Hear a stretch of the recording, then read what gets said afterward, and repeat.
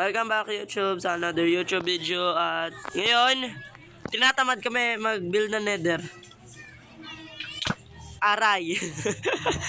So ngayon guys, ang agenda po namin ngayon ay ano gagawin natin, son? Sugarcane farm. Yay! So, halika na. Bakit gabi na? So guys, kaka-join ko lang ulit. May ginawa ako saglit. At yeah, pag-join ko, gabi na. Wait, namain mo na to? Oo. Wow. Kaya ko lang na madami stone.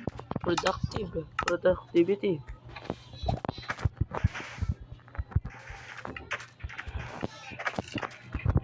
Madami ko lang. Oh my goodness, kailangan ko i-flat to. Wait nga lang, tulog muna ako. Ang pangit mag-record paggabi. Oh!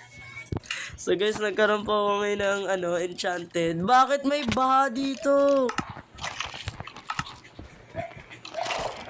Nagkaroon ako ng nagkaroon ako ng enchanted sword kasi nakabugbukan ko siya. Kasi nanalo ako. Nanalo po ako kaya nanakaw ko yung gear niya. Yan. Salamat pala sa isang stock ng stick ha. Kailangan ko 8 level.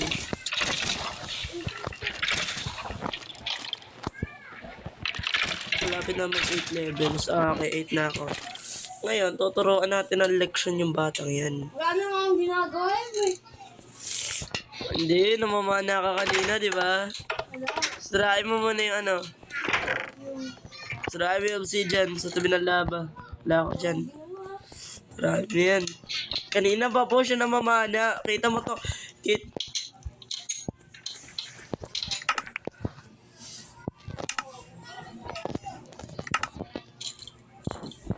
Wait lang.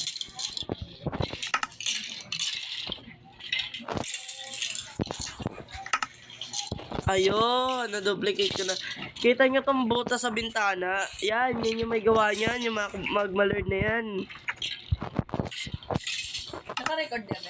Oo. Yan, Fire Aspect 2, Bane of Arthropods 3. Lika! Lika! Ginagawa ko. May kipagbatuhan ako ng kamay, So, ito pala yung sugarcane farm namin, guys. As you can see, ang daming ginawa ni Allison dito oh. Daming niyang tinulong. Lahat yan siya gumawa, guys. Ang dami nilang tinulong. Kita mo to. Napakatalino. So proud. Ang dami kong code dito. Ay, wala akong mga ano. Gusto ko na dito.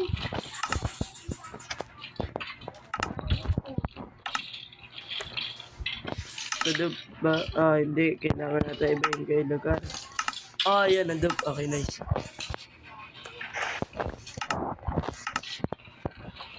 Ayan guys, pinapagpatuloy ko yung sugarcane farm kasi ang daming tinulong ng mga kaibigan ko eh.